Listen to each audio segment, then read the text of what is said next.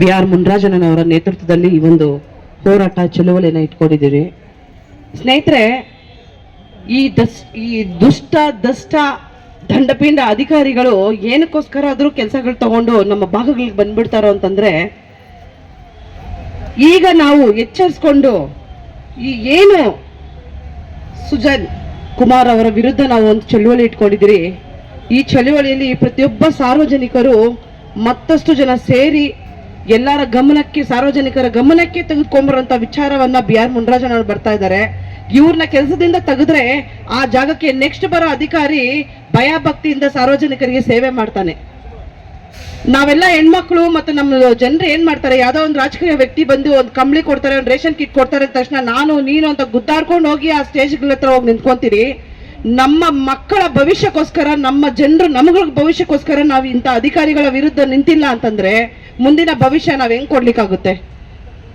ನಾವು ಅರ್ಥ ಮಾಡ್ಕೋಬೇಕು. ದಯವಿಟ್ಟು ಸಾರ್ವಜನಿಕರು ಇಂತಹ ಒಂದು ಅಯೋಗ್ಯ ಅಧಿಕಾರಿಗಳನ್ನ ನಾವು ಈಗ ವಿರೋಧ ಮಾಡಿಲ್ಲ ಅಂತಂದ್ರೆ, ಇನ್ನೂ ಇಟ್ಕೊಂಡ್ರೆ ನಮ್ಮನ್ನ ಗುಡಿಸಿ ಗುಂಡಾಂತರ ಮಾಡೋದ್ರಲ್ಲಿ ಎರಡನೇ ಮಾತಿಲ್ಲ. ಬಡವರಾಗಿ ಇರ್ತಾರೆ ಅಧಿಕಾರಿಗಳು, ಸಾಹುಕಾರರಿಗೆ ಸಹಾಯ ಮಾಡ್ತಾ ಇರ್ತಾರೆ.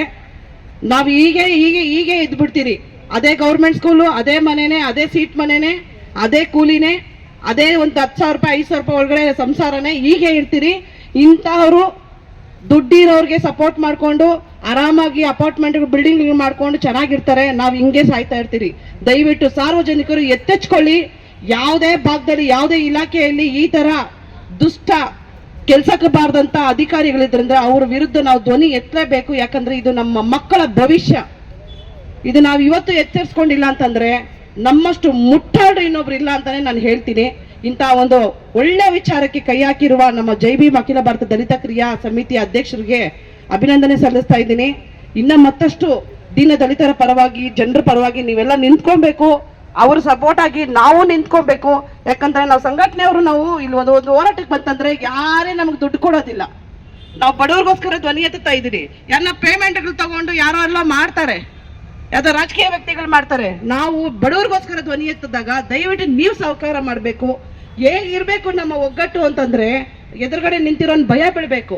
ಅಯ್ಯೋ ಇವ್ರು ಸವಾಸಾಗ್ಲೇ ಬೇಡಪ್ಪ, ಅಧಿಕಾರಿಗಳು ಬಾಯಿ ಮುಚ್ಕೊಂಡು ಕೆಲಸ ಮಾಡ್ಬಿಡ್ಬೇಕು ಅನ್ನೋ ಭಯ ಭಕ್ತಿ ಆ ಅಧಿಕಾರಿಗಳಲ್ಲಿ ಬರಬೇಕು. ಯಾವುದೇ ಇಲಾಖೆ ಆದ್ರೇನು ಕೇಳುವ ಹಕ್ಕು, ಹೋರಾಟ ಬಾಬಾ ಸಾಹೇಬ್ ಅಂಬೇಡ್ಕರ್ ಅವರು ನಮ್ಗೆ ಕೊಟ್ಟಿರುವಂತ ಸಿದ್ಧಾಂತ, ಹೋರಾಟ ಹಕ್ಕು, ಶಕ್ತಿ ಇದ್ದಾಗ ನಾವು ಯಾವನೇ ಅವ್ರಿಗೆ ಎದುರ್ಕೊಳ್ಳೋಂತ ಅವಶ್ಯಕತೆ ನಮ್ಗೇನಿದೆ?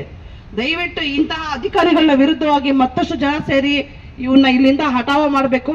ಇಂಥ ಹಠಾವ ಮಾಡಿದಾಗ ನೆಕ್ಸ್ಟ್ ಆ ಪೊಸಿಷನ್ ಅಲ್ಲಿ ಬೇರೆ ಬರೋ ಅಧಿಕಾರಿಗಳು ಒಳ್ಳೆ ಕೆಲಸ ಮಾಡಿ ಜನರ ಪರವಾಗಿ ನಿಂತ್ಕೊಂಡು ಅನುಕೂಲ ಎಲ್ಲ ಮಾಡಿಕೊಡ್ಲಿ ಅಂತ ಹೇಳ್ತಾ ನನ್ನ ಕಡೆಯಿಂದ 2 ಮಾತುಗಳನ್ನ ನಾನು ಹೇಳಿದ್ಕೆ ಏನಾದರೂ ಮಾತಾಡಿದ್ರೆ ಕ್ಷಮೆ ಇರಲಿ. ಜೈ ಭೀಮ್, ಜೈ ಕರ್ನಾಟಕ ಮಾತೆ.